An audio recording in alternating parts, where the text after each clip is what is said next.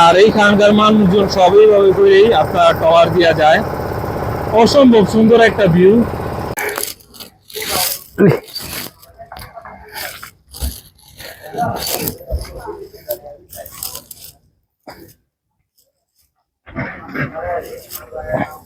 ওই আইতে পারবি এত কিছু লিয়া আইতে পারবি? কি সুন্দর একটা গ্রামীণ, আসলে এমনটা দেখা যায় না খুব সচরাচর, অনেক দূরে যেতে হয়, কিন্তু নারায়ণগঞ্জের খুবই কাছে এত সুন্দর একটা গ্রাম আছে তা বইলা বোঝানোর মতো না। এই যে সব লোকজন উঠতেছে, এটাই আরেকটা মজা।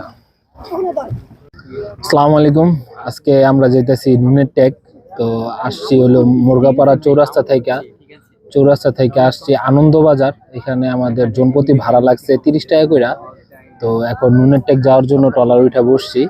এই ট্রলারটা যাবে 12টা 20-এ, তো সেই জন্য অপেক্ষা করতেছি। আপনারা চাইলে নুনের টেক যাইতে পারেন। ভাই এই ট্রলারের ভাড়া কত করে? 15 টাকা করে আনন্দবাজার থেকে নুনের টেক ট্রলার যায়। তো আমরা এখন যাইতেছি নুনের টেক, সাথেই থাকুন। আর ওয়েদারটা অনেক বেশি সুন্দর, সবাই একেবারে ট্রলারের উপরে উঠে বসছি, ভালোই লাগতেছে। তো সাথেই থাকুন আর আমরা নুনের টেক যাই। আমার বন্ধু আসছে সাথে, আর ওটা হলো বন্ধু ছোট ভাই অহিদুল তহিদুল তহিদুল অহিদ আর আমরা তিনজন যেতেছি নুনের টেক। তো দেখি যাই আর সবকিছু আপনাদের বিস্তারিত জানাই। এখন ট্রলারের উপরে বসে রয়েছি ট্রলার ছাড়ার অপেক্ষায়। এটা হলো নুনের টেকের ভিতরের রাস্তা। এই রাস্তা দিয়ে আমরা হাঁটতেছি আর গ্রামের সৌন্দর্যটা উপভোগ করতেছি। সাথে হলো নদীর পাশটা অনেক বেশি সুন্দর, একেবারে গ্রামীণ একটা ভাইবস দিতেছে, ভালোই লাগতেছে। আসলে এখন একটু বর্ষাকাল শুরু হইতেছে, তো আস্তে আস্তে পানি একেবারে এইখানে চলে এসে পড়বো। তখন এই ঘাটলা দিয়া মানুষ গোসল টোসল করে, কুয়াটাও ভালো, একেবারে প্রত্যন্ত গ্রামের মতো আছে না ওরকম লাগতেছে। কিন্তু নারায়ণগঞ্জ থেকে কিন্তু বেশি দূরে না, আপনি মোটামুটি 100 টাকা খরচ করলে নারায়ণগঞ্জ থেকে নুনের টেক এসে পড়তে পারবেন। এটা হইলো নুনের টেকের মাদ্রাসা, দারুল কোরআন ইসলামিয়া হাফিজিয়া মাদ্রাসাটা খুবই সুন্দর, একেবারে গ্রামের ভিতরে একটা মাদ্রাসা আছে। মাদ্রাসাটা খুবই সুন্দর, এখানে পোলাপান পড়ালেখা করতেছে। আসসালামু আলাইকুম, আজকে আপনারা কি পড়তেছেন? কোরআন শরীফ পড়তেন? সবাই কি কোরআন শরীফ পড়েন? আচ্ছা, কয় পারা পড়া হয়েছে? 9 পারা, এক একজন এক এক ভাবে না? এখন কি ক্লাস চলতেছে না ক্লাস অফ? ক্লাস চলতেছে না? আচ্ছা, এই গ্রামের নাম কি? নুরের টেক না? এই নুরের টেকের মাঝে একেবারে মাঝামাঝি একটা সুন্দর একটা বাড়ি। আসলে এমন বাড়িগুলো দেখতে খুবই বেশি ভালো লাগে। গ্রামের মাঝে এরকম একটা বাড়ি হলে আর কি লাগে, শান্তিতে নিরিবিলিতে থাকা যায়। আর আমরা এখন হাঁটতে হাঁটতে নুনের টেকের বাজারে চলে এসে পড়ছি। এটা হলো বাজারটা, যে বাজারে মানুষজন সকালবেলা একটু ভিড় থাকে, কেনাকাটা করে। তো এখন যেহেতু দুপুরবেলা তেমন একটা মানুষজন নাই, বাজারটা অনেক দোকানপাট অফ হয়ে গেছে। তো আমরা বাজারে আসছি এখন, দেখে সেটা একটু ঘুরি। তারপরে সামনে আরেকটা মাজার আছে, নুনের টেকের ভিতরে মাজার। আমি তেমন একটা মাজারে যাই না, তারপর আসছি দেখা মাজারটা ঘুরে যাই, ঘোরার উদ্দেশ্যে একটু দেখা যাই। নাম হলো লালপরীর মাজার, আসলে লালপরীর মাজার।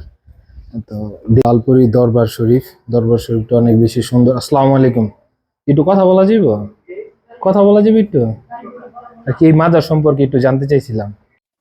জি। আচ্ছা, এই দরবার শরীফটা কবে, কোথায়, কিভাবে, কার নাম অনুসারে নির্মিত হলো, এবং এই দরবার শরীফ সম্পর্কে একটু যদি বলতেন আমাদের। জন্মস্থান দাউদকান্দি, বর্তমানে যে গরিপুর গ্রাম, সেখানে 1930 সনের সোনারগাঁয়ে চলে আসছে। আচ্ছা।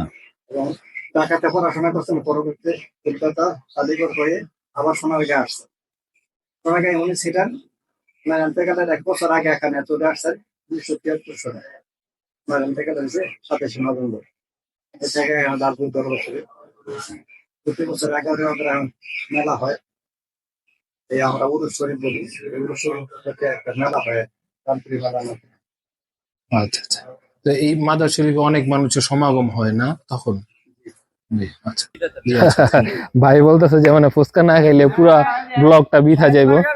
তো চলেন আমরা আজকের যে ফুচকাটা, হ্যাঁ ডিয়ার অডিয়েন্স, এতটা মজা, আপনারা চাইলে আসতে পারেন এখানে। আমি লোকেশন বলে দিচ্ছি, নুনের টেক না একদম মাজারের, হ্যাঁ লাল মাজারের দিকে। আচ্ছা। তাহলে ভাইয়া আমাদের জন্য একটু ফুচকা বানান, আমরা খাই। এই যে ভাইয়ার ফুচকা গুলা দেখতে খুবই সুন্দর। ভাইয়ার নাম কি? হৃদয় ভাই। হৃদয় ভাইয়ের ফুচকা খাবো এখন। এই ফুচকাটা নাকি এখানকার অনেক বেশি ফেমাস। তো খাই আর আপনাদের একটা রিভিউ, ছোট্ট একটা রিভিউ দিই। জি ভাইয়া, একটা দোকানে এই লালপুরি দিচ্ছে লালপুরির মাঝে একটা দোকানেই, আর তো আইলো খায় না এই দোকানদার খায় তাই না? পানি ভালো না লাগে খাবার লাগে আর পানি এই যে আমার ফুচকা নিলাম, ফুচকাটা খাই আর আপনাদের বলি এটা কেমন। হ্যাঁ, গ্রামের সাইডে এত সুন্দর করে ফুচকা বানাই দিচ্ছে আমাদের। ফুচকাটা দেখতে অনেক বেশি লোভনীয় লাগতেছে। মস্তি করে উঠাই। এখানে 60 টাকার ফুচকা।